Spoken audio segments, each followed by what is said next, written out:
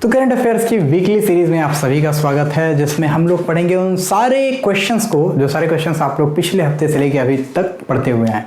Just because पिछले हफ्ते 2 classes चली थी और उनका हम लोगों ने रिवीजन नहीं किया था, 2-3 क्लासेस, उनका भी हम लोग इसमें पूरी तरीके से कनेक्शन देखेंगे। एंड इसी के साथ हम लोग उन सारे क्वेश्चंस को देखेंगे जो हमने इस हफ्ते पूरी तरीके से पढ़ाई की है। तो शुरू करते हैं बिना किसी रुकावट के। अपने जो नोट्स आपने बनाए हैं उसको लेकर के बैठिएगा। इस जस्ट रिवीजन जिसमें बहुत सारे डिटेल्स मैं बताने वाला नहीं हूं। तो चलिए शुरू करते हैं क्लासेस को बिना रुकावट के। और सबसे पहले आप क्वेश्चन देखेंगे आरबीआई के द्वारा सितंबर 2022 में रेपो रेट बढ़ा करके कितना कर दिया गया। The answer is 5.90। ये देख सकते हैं आप लोग न्यूज़पेपर के एनालिसिस भी। प्रतिवर्ष विश्व अनुवाद दिवस कब मनाया जाता है, यानी कि वर्ल्ड ट्रांसलेशन डे, ये कब सेलिब्रेट किया जाता है? इसको सेलिब्रेट किया जाता है हर साल 30 सितंबर को। जितने भी अनुवादक यानी कि जो ट्रांसलेटर होते हैं, इन ट्रांसलेशंस को सम्मान देने के लिए, इनके महत्व को स्वीकार करने के लिए हर साल इस डे को सेलिब्रेट किया जाता है। क्वेश्चन है, किस राज्य के सरकार के द्वारा चिपी हवाई अड्डे का नाम बैरिस्टर नाथ पाई के नाम पर करने की मंजूरी प्रदान की गई है? The answer is Maharashtra. आपको पता होगा महाराष्ट्र का चिपी हवाई अड्डा है, जिसका नाम प्रख्यात जो एडवोकेट थे, एक्चुअली ये समाजवादी स्वतंत्रता सेनानी भी थे और एक अधिवक्ता भी थे, बैरिस्टर थे एक्चुअली ये। तो इनके नाम पर चिपी हवाई अड्डे का नाम कर दिया गया बैरिस्टर नाथ पाई हवाई अड्डा। ओके।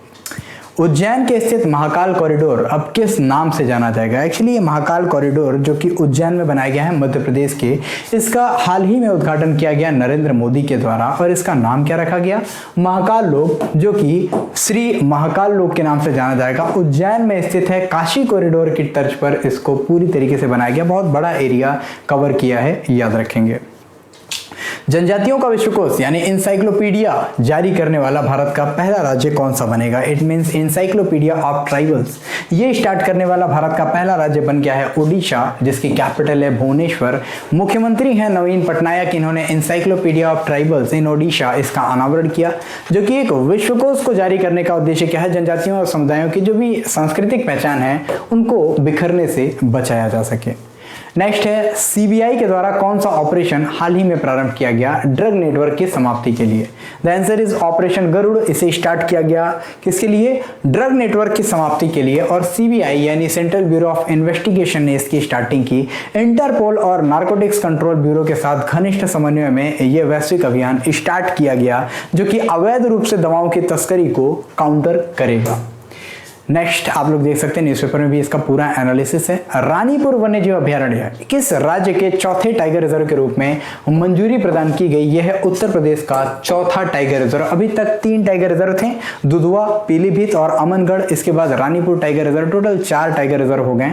27 सितंबर 2022 की मंजूरी के बाद ये चौथा टाइगर रिजर्व हो गया टोटल उत्तर प्रदेश में। विश्व का सबसे बड़ा सफारी पार्क भारत के किस राज्य में बनाया जाएगा? तो ये बनाया जाएगा हरियाणा में। हरियाणा में याद रखेंगे लगभग 10,000 एकड़ के एरिया में विश्व का सबसे बड़ा जंगल सफारी पार्क स्थापित किया जाएगा गुड़गांव यानी कि गुरुग्राम में। इनके चीफ मिनिस्टर मनोहर लाल खट्टर ने इसके साकार होने पर एनसीआर में पर्यटन को बढ़ावा देने की बात की है। इन सारी इंपॉर्टेंट चीजों को आप देखेंगे। अभी तक प्रेजेंट टाइम में शारजाह में दुनिया का सबसे बड़ा सफारी पार्क सिचुएटेड है, जो कि 2022 में खोला गया था। क्षेत्रफल 2000 एकड़ है और 10,000 एकड़ 2000 एकड़ जानते हैं लगभग 5 गुना उससे बड़ा इंडिया में ओपन किया जाएगा। हाल ही में AIFF यानी ऑल इंडिया फुटबॉल फेडरेशन के द्वारा किस राज्य में फुटबॉल विकास योजना प्रारंभ की गई? The answer is Arunachal Pradesh, जो कि हमारे भारत का वो प्रदेश है जो कि सबसे पूर्वी क्षेत्र में पड़ता है। तो AIFF ने अरुणाचल प्रदेश में अपनी जमीनी स्तर की फुटबॉल विकास यानी GFD योजना को स्टार्ट किया। उद्देश्य है 6 से 12 वर्ष की आयु में फुटबॉल प्रतिभाओं को टैप करना और इनको आगे बढ़ाना फुटबॉल के क्षेत्र में। नेक्स्ट आप देखेंगे हाल ही में राष्ट्रीय लता मंगेशकर पुरस्कार किसे दिया गया, किसे सम्मानित किया गया? राष्ट्रीय लता मंगेशकर पुरस्कार से मध्य प्रदेश के द्वारा दिया जाता है लता मंगेशकर पुरस्कार। ये दिया गया शैलेंद्र सिंह को 2019 के लिए, अनाद मिलिंद को 2020 के लिए, कुमार शानू को 2021 के लिए। डिटेल्स आप देख सकते हैं, इमेज आपके सामने है। तीनों लोगों को, चारों लोगों को एक्चुअली, ये अनाद और मिलिंद एक जोड़ी के रूप में जाना जाते हैं, तो इन लोगों को सबको सम्मानित किया गया। 1984 में इसकी स्टार्टिंग हुई और मध्य प्रदेश की सरकार के द्वारा यह सम्मान दिया जाता है। हाल ही में मेघालय के नए राज्यपाल कौन बनाए गए? तो मेघालय के नए राज्यपाल बीडी मिश्रा बनाए गए। याद रखेंगे बीडी मिश्रा। एक्चुअली सतपाल मलिक जो कि राज्यपाल थे मेघालय के, इनका कार्यकाल 3 अक्टूबर 2022 को पूरा हो गया, जिसके बाद अरुणाचल प्रदेश के राज्यपाल ब्रिगेडियर बीडी मिश्रा ने अपने आप को उनको जो है एक्स्ट्रा चार्ज दे दिया गया मेघालय के राज्य के राज्यपाल के रूप में। ठीक है, एक से अधिक राज्यपाल हो सकते हैं, एक ही इंसान को बनाया जा सकता है, तो ये आप लोग याद रखते रहेंगे। नॉर्थ ईस्ट की पोजीशन मेघालय का याद रखते रहेंगे। गारो खासी जयंतिया पर्वत याद रखते रहेंगे, ये हमारे मेघालय से रिलेटेड है। और लिविंग रूट ब्रिज भी याद रखते रहेंगे जो कि मेघालय से रिलेटेड है। नेक्स्ट क्वेश्चन आपके सामने, विश्व पशु दिवस कब सेलिब्रेट किया जाता है, यानी कि वर्ल्ड्स एनिमल्स डे कब सेलिब्रेट किया जाता है प्रतिवर्ष? द आंसर इज 4 अक्टूबर को हर साल विश्व पशु दिवस सेलिब्रेट किया जाता है, याद रखते रहेंगे। नेक्स्ट है आपका पूरी डिटेल आपको दिखाई देगी। थीम है अ शेयर्ड प्लेनेट इस बार की। हाल ही में जो बाइडेन के द्वारा लाइफ टाइम अचीवमेंट अवार्ड से किसे सम्मानित किया गया? द आंसर इज डॉक्टर विवेक लाल। भारतीय मूल के हैं डॉक्टर विवेक लाल, अमेरिकी हैं, एक्चुअली अमेरिकन इंडियन इनको नॉर्मली जाना जाता है इस तरीके से।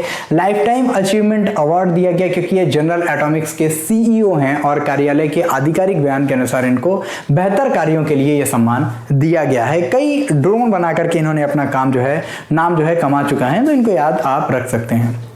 आसरा पेंशन योजना, ये किस राज्य से संबंधित योजना है? तो ये योजना है तेलंगाना से रिलेटेड आसरा योजना, जो कि एक कल्याणकारी योजना है उपायों और सामाजिक सुरक्षा जाल रणनीति के एक हिस्से के रूप में आसरा पेंशन योजना को शुरू किया गया है। सभी गरीबों के लिए जीवन सुरक्षित करना इसका पूरा उद्देश्य है, तो याद रखेंगे।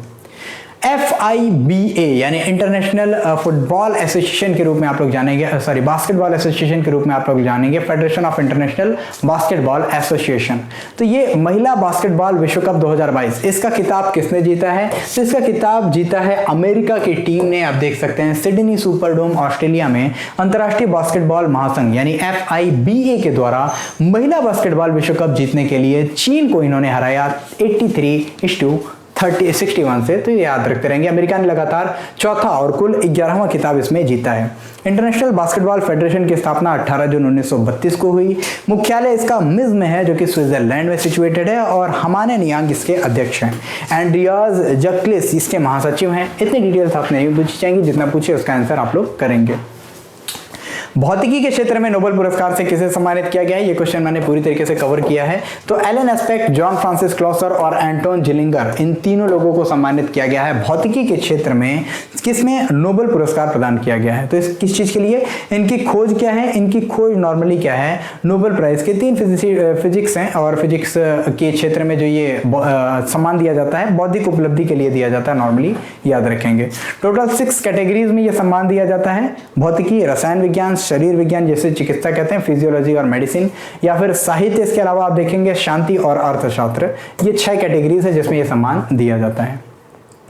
एसएसबी के महानिदेशक के रूप में हाल ही में नियुक्ति कर दी गई अनीश दयाल सिंह की, जिनको आप ध्यान से देख सकते हैं।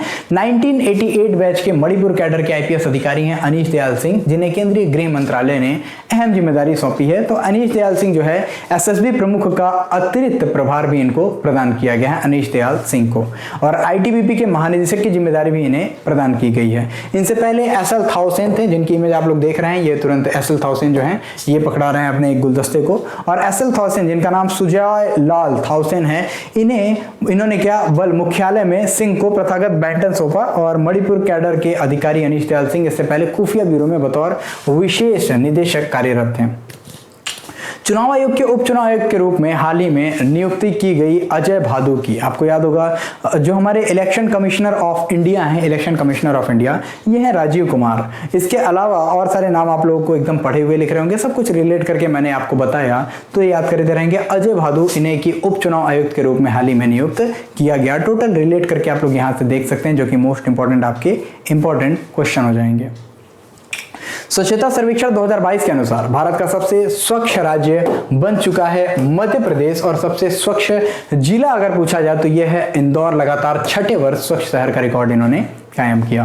कैप्टन इब्राहिम ट्राओरे हाल ही में राष्ट्रपति बने हैं बुर्किना फासो के, और बुर्किना फासो की आप लोग लोकेशन याद रखते रहेंगे, एक लैंडलॉक कंट्री है। किन किन कंट्रीज से बॉर्डर शेयर करती है बुर्किना फासो, इसका आप लोगों को आंसर तुरंत करना है।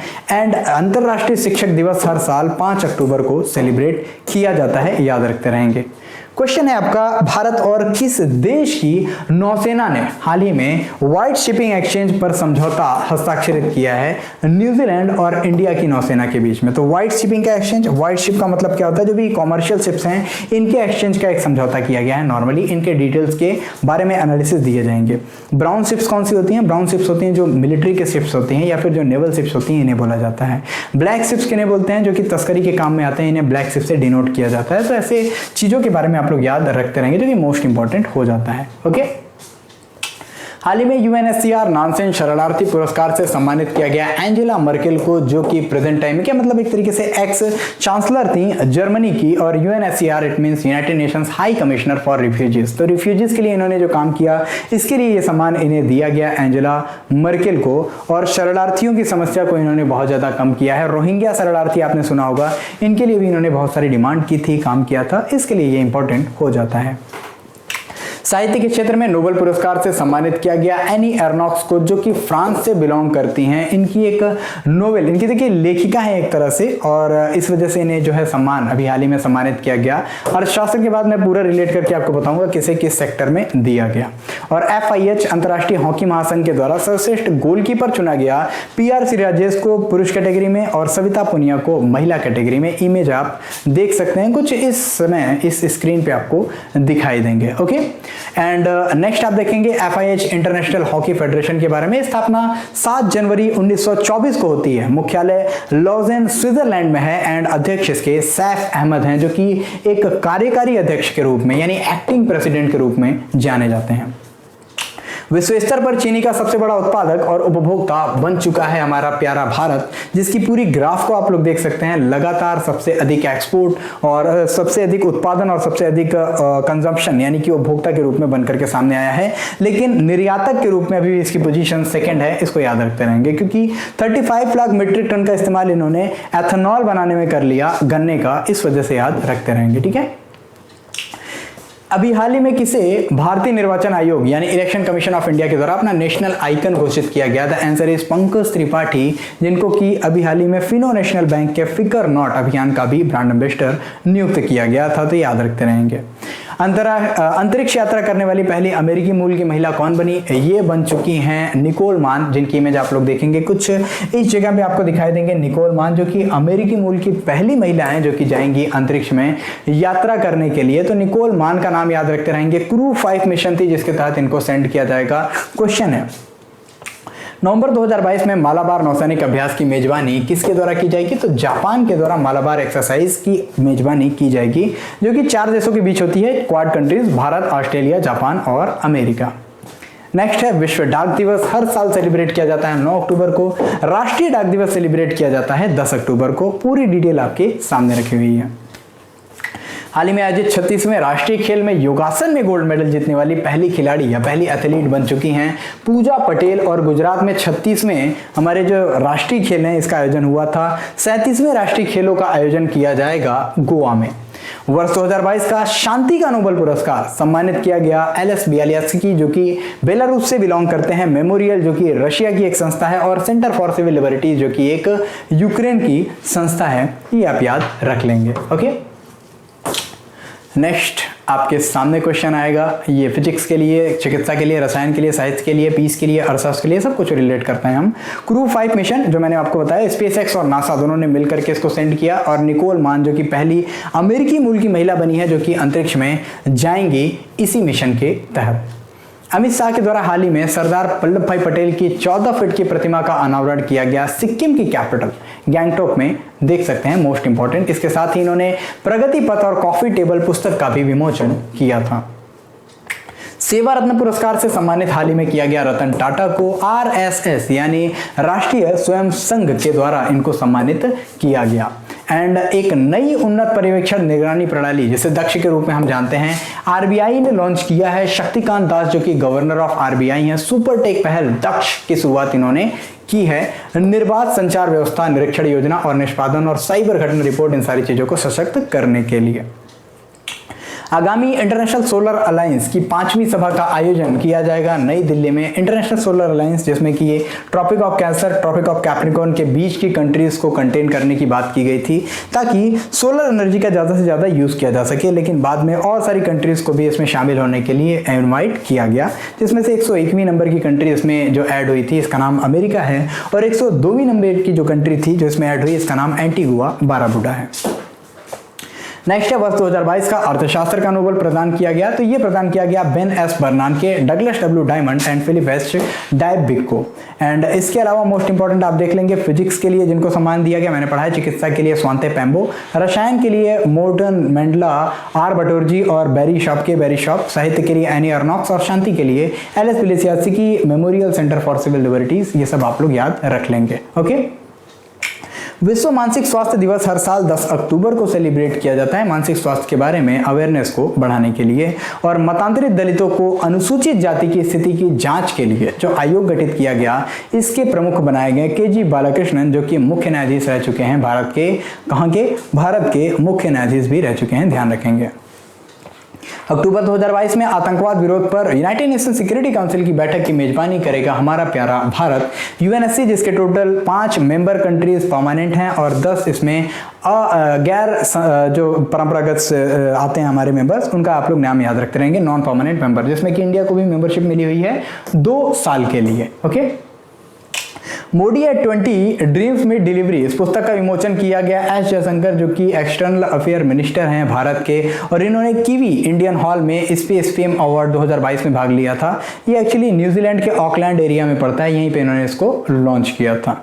ओके, व्लादिमीर पुतिन के द्वारा यूक्रेन के कितने एरिया को रूसी क्षेत्र घोषित किया गया? ये 4 एरिया हैं, लुहांस्क, डोनेट्स्क, जापोरिजिया एंड खरासन, याद रखते रहेंगे। इस पे अभी हाल ही में एक समिट भी हुई, इस पे एक क्या बोल सकते हैं आप लोग, इस पे एक वोटिंग भी हुई थी अभी हाल ही में यूनाइटेड नेशन जनरल असेंबली में, इसको भी आप याद रख लेंगे, रिलेट कर लेंगे कल वाली क्लास से। ओके, टेलीकॉम कंपनी है ऑप्टस, ये ऑस्ट्रेलिया की है, जो कि साइबर हमले की चपेट में आने के कारण 40% ऑस्ट्रेलियन नागरिकों की जो जानकारी है इसको हैक कर लिया गया था।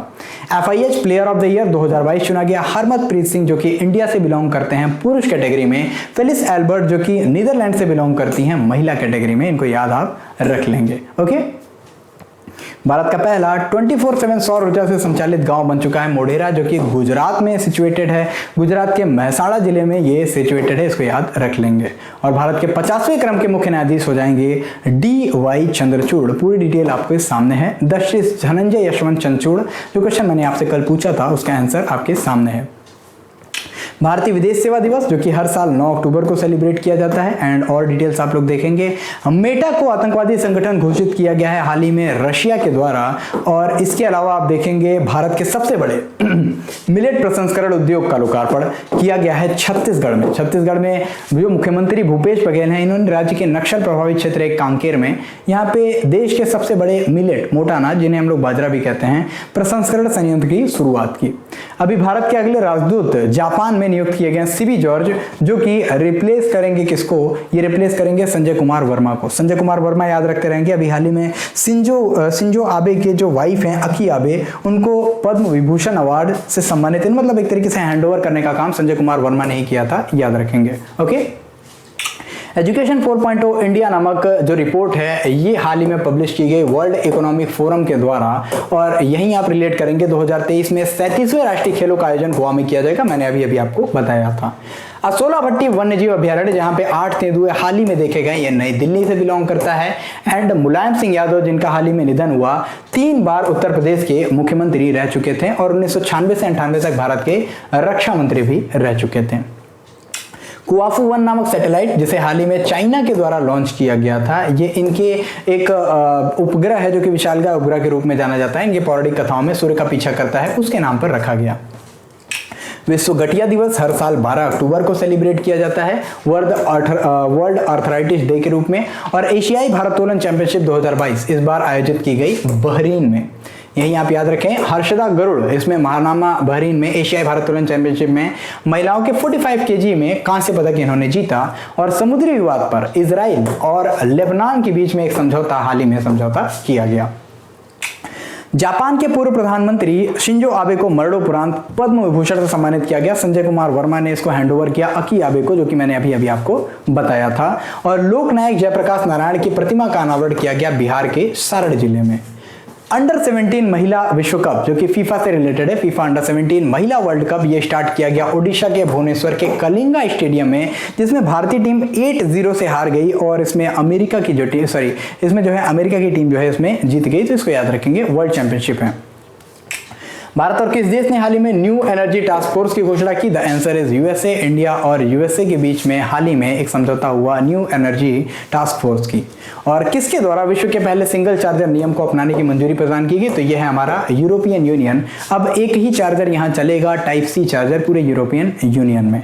नेक्स्ट है, किस राज्य सरकार ने हाल ही में भारत का पहला स्लेंडर लोरिस अभयारण्य अधिसूचित किया है? यह तमिलनाडु का राज्य। स्लेंडर लोरिस ये एक छोटे निशाचर स्तनधारी जीव हैं, जो कि किसानों के मित्र कहे जाते हैं, क्योंकि ये उन कीटों को खाता है जो कृषि फसलों के लिए हानिकारक है। तो इसको आप याद रखते हैं, जो कि मोस्ट इंपॉर्टेंट हो जाएगा। भारत में दुनिया का पहला स्लॉथ बियर डे कब सेलिब्रेट किया गया? यह सेलिब्रेट किया गया 12 अक्टूबर को। अब हर साल सेलिब्रेट किया जाएगा स्लॉथ बियर, याद रखते रहेंगे। वल्नरेबल कैटेगरी में है ये, IUCN की रेड लिस्ट में, यानी international union for conservation of nature.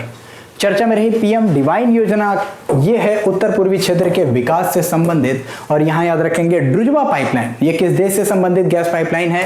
तो ये है रिलेटेड रशिया की पाइपलाइन, याद रखते रहेंगे, मोस्ट इंपॉर्टेंट, जो कि पोलैंड में हाल ही में डिस्ट्रॉय की गई। डिस्ट्रॉय हुई नहीं है, इसमें थोड़ी सी लीकेज के मामले सामने आ रहे हैं। अक्टूबर 2022 में असमानता सूचकांक में भारत की रैंकिंग 123 रही। फर्स्ट पे नॉर्वे, सेकंड पे जर्मनी, थर्ड पे ऑस्ट्रेलिया रहा। और अपतटीय सुरक्षा अभ्यास प्रस्थान, इसे हाल ही में इंडियन नेवी के द्वारा स्टार्ट किया गया, टोटल आंध्र प्रदेश में, याद रखेंगे। नेक्स्ट है, मेडन फार्मा कंपनी द्वारा निर्यात की गई दवा से गांबिया में अभी हाल ही में 66 बच्चों की मृत्यु के मामले सामने आए हैं। और यहीं पे याद रखें, भारत में क्या महात्मा गांधी के जीवन पर समर्पित पहली गांधी संग्रहालय ये ओपन किया गया यूएसए में, याद रखते रहेंगे। नेक्स्ट है, प्रधानमंत्री नरेंद्र मोदी के द्वारा किस राज्य में बल्क ड्रग पार्क का शिलान्यास किया गया? The answer is Himachal Pradesh. मैंने आपको कल इसके बारे में पढ़ाया था, तो इसको आप लोग एक बार रिलेट करके देखेंगे। और टोटल यहीं पे क्वेश्चंस हमारे ओवर होते हैं। जितनी रिवीजन थी, स्पीड बढ़ा के देख लीजिएगा, या फिर स्पीड अगर ज्यादा लगे तो कम करके देख लीजिएगा। क्लासेस आपके यहीं पे ओवर होते हैं। Thank you so much. जय हिंद, भारत माता की जय। आज के लिए इतना ही, मिलेंगे फिर अगली क्लास में, तब तक के लिए शुभकामनाएं।